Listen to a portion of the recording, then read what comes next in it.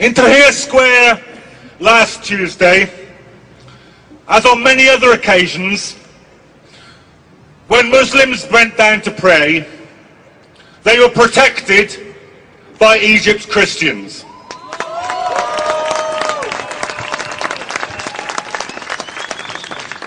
Tomorrow, I've just received this message from my friends in Tahrir Square right now. They have decided that tomorrow will be a day for the martyrs, and that a mass, a Christian mass, will be said in Tahrir Square, and the Christians will be protected by the Muslims.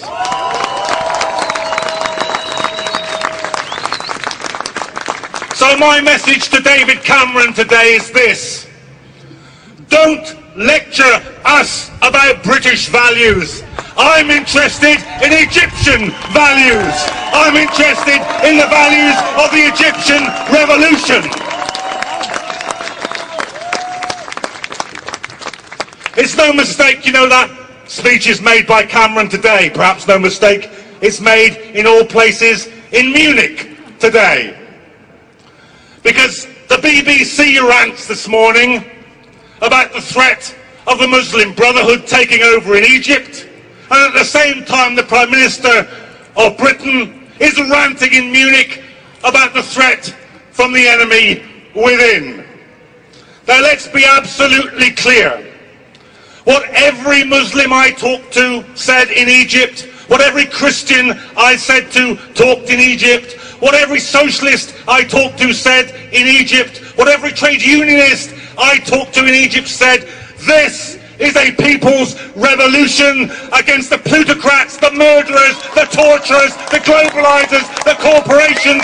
That's the revolution in Egypt. What incredibly brave people they are. What incredibly brave people they are.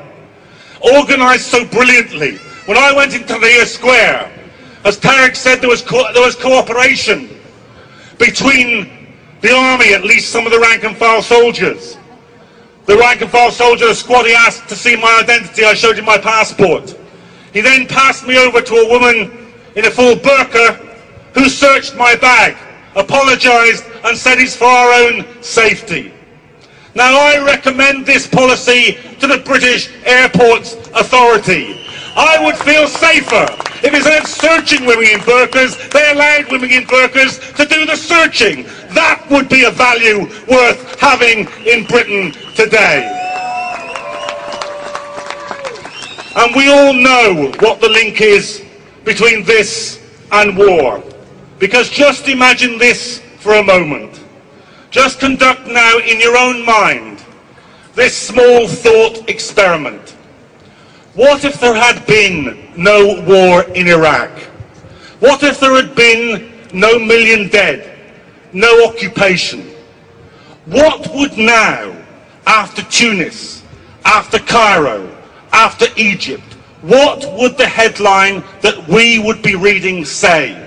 I think it would say this: Saddam Hussein's regime shaken to its foundations by mass demonstrations in Baghdad.